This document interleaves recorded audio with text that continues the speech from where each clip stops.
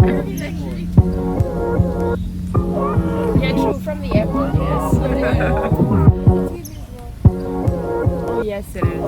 So cute. Buddy, put your hands up.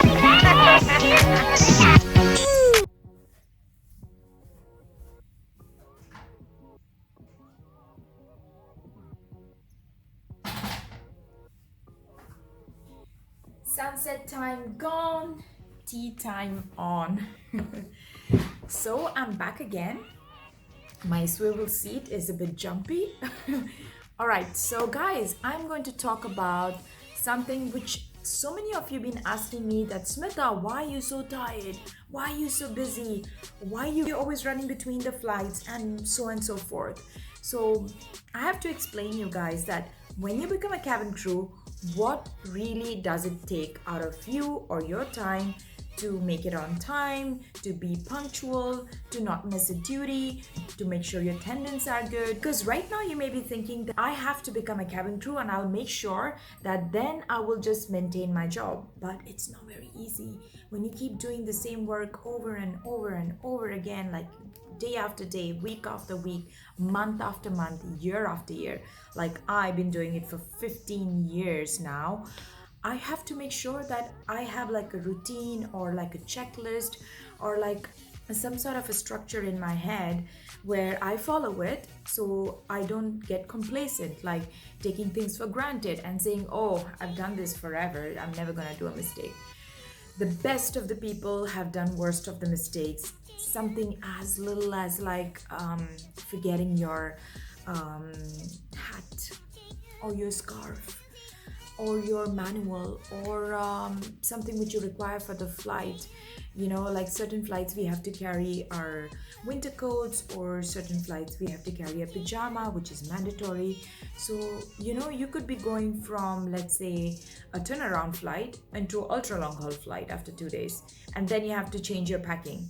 So you need to be in the right headspace. I usually always like to give a day before my flight to prepare, to rest well, to adjust my body for the sleeping times, pack my bags, get my flight ready, do all of those things, you know, organize myself.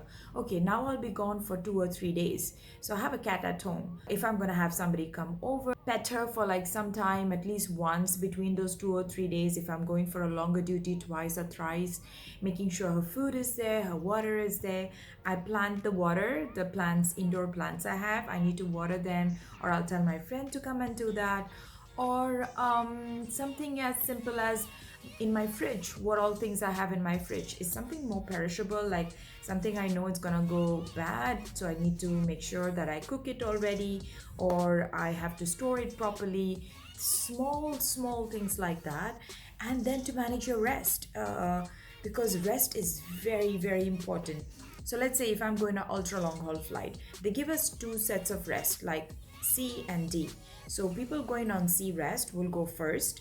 So let's say if it's a night flight, so if you're going to go on the first rest, you don't have to sleep a lot before your flight, because when you're going to go on your rest, you won't be able to sleep, and your rest could be from 3 hours to 5 hours lately, because we have empty flights, so rest is longer.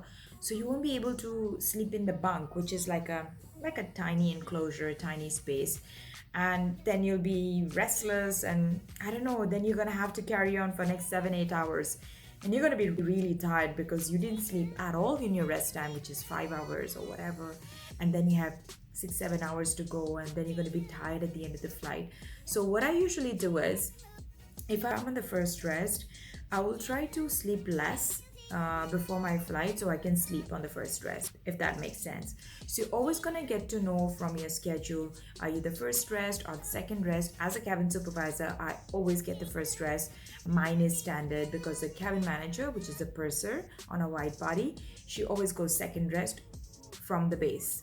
On the way back, we swap. So I go second on the way back and she will go first. That's just for supervisor and manager position. But everybody else can always have different rest. Like it depends, it can be C, D, depending on, because there is no specifications for those. So during that time when I was economy crew or when I was business class crew, I really had to manage my rest, and this is how you have to manage it: getting proper rest, managing your meals, because if you go your stomach full, like really, really having a big meal into bed, you're not going to be able to sleep, obviously. Or if you work out way too much before your rest or before sleeping in your house, you're not going to be able to sleep. That's why I said I always like to keep a day before my flight to organize and manage all these small little things, which is very, very important. And besides all of that, before going on a flight, it is very, very, very important, guys. I'm so sure you're going to be doing these things when you first join. You're going to be checking your documents all the time, like, do I have this, do I have this? You're going to write it in a book or write it in a board, like a checklist to remind you. But as and when the days goes by or the months go by and the years go by, you're going to be like, yeah, I've never forgotten anything, I've never left anything behind. That's the time you're bound to make more mistakes, because you can get a bit complacent. You'll be like, yeah, I've been doing this forever, for years, I'm never gonna make a mistake. My bag is there, it's locked, latched, nothing ever can happen. Trust me, people have lost things on the flight, in between the flight, after landing, before checkout, before takeoff, like any time of the flight. So you have to just have this thing. Just make sure, just keep it as a good habit before you leave the room. Like if I have to check out now, I must check my documents. Do I have my passport, my licenses, my vaccination, my medical, my manual? That's it. I'm good to go. Everything else which you leave behind or you forget can be bought. It's not going to affect your flight. But if you lose your passport outstation, it's a big hassle, you guys. You have no idea. It's really, really, really bad. I am saying that from experience, that not only you're going to affect that flight, it's going to go to your managers, and you're going to have some repercussions for it, like disciplinary actions for it.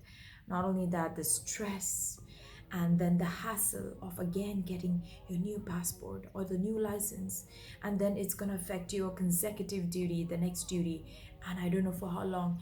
You're going to lose out on the money, you're going to have something on your file, you're going to be considered as a bit irresponsible, because it is irresponsible doing something like that. I know no matter how much you say it's a human error, it could be a human error depending on the state of your mind, what happened before and after.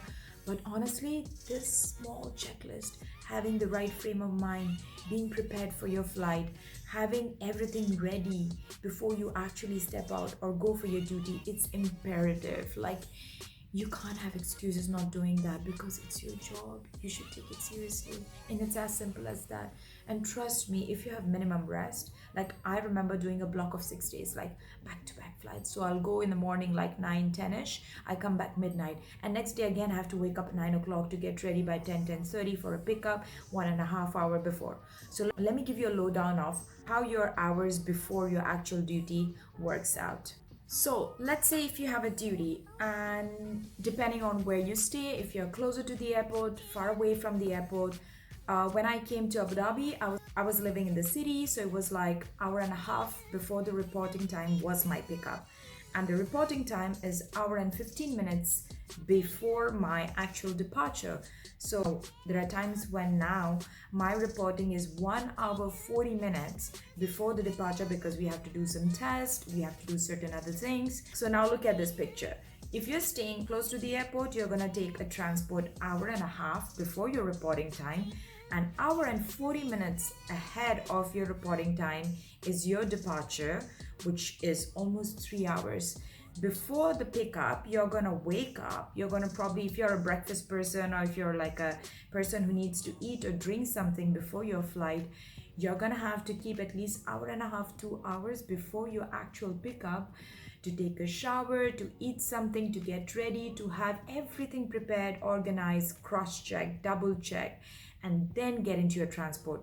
So you are spending like 4 to 5 hours depending on where you stay. I'm telling you, the the I'm not telling you the easiest case scenario. It could be that you're staying close to the airport, so your pickup would be like 40 minutes, at least 1 hour. I would always take my pickup an hour before, because I rather go to my crew briefing center where we have a lounge, where we have a paperwork, get my paperwork, do my documentation, my paperwork or preparation for my flight, have a cup of tea or a glass of water, get into that environment, the work environment, just let it sink in, and then go for my duty, than just rushing, like, yeah, I have 10 minutes, and then you're gonna get into the kiosk, which is the check-in system.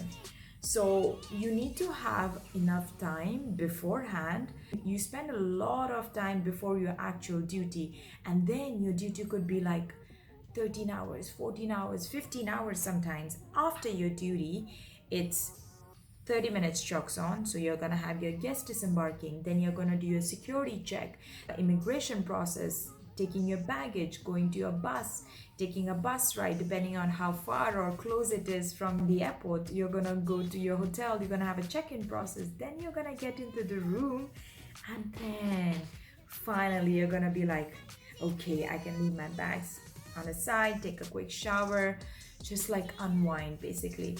So that's the whole process of actually doing a duty. So your duty could be like 14 hours, 15 hours.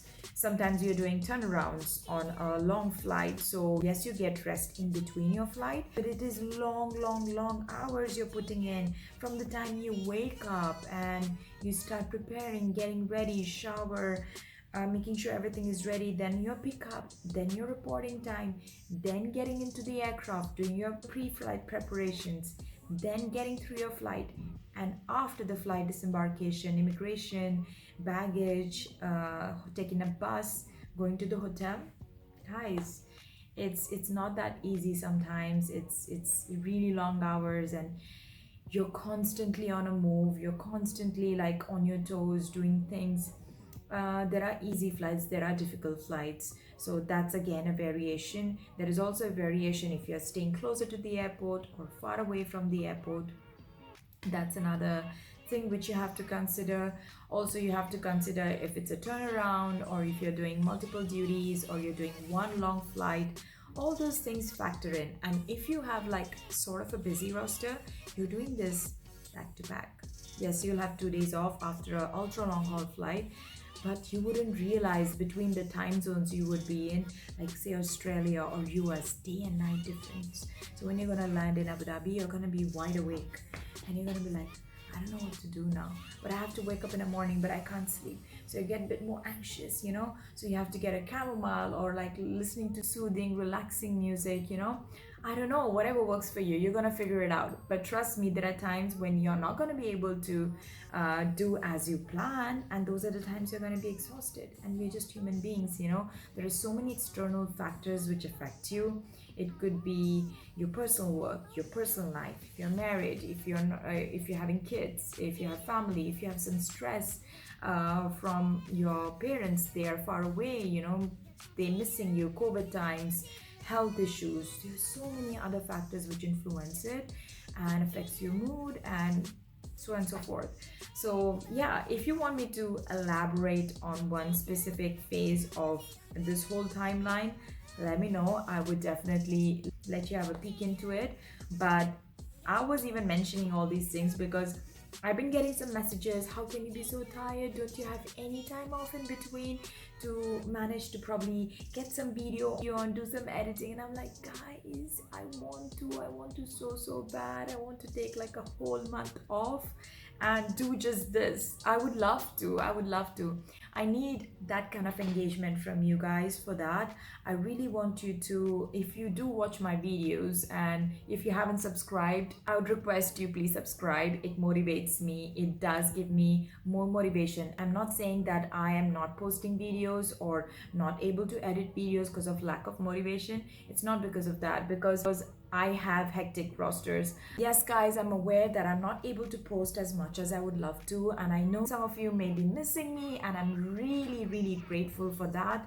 all those lovely people, lovely messages that I receive about how much you would like me to upload a video or how much you're missing my content. It really, really, really fills my heart. I really thank you all for showering so much of love, and all these sweet messages and gestures really, really means a lot to me.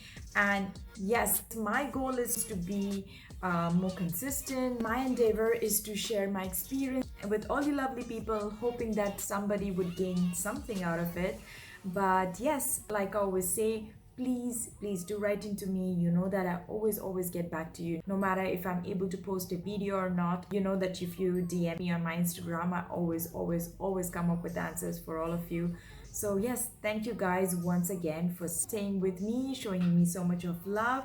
It really means a lot. And until next time,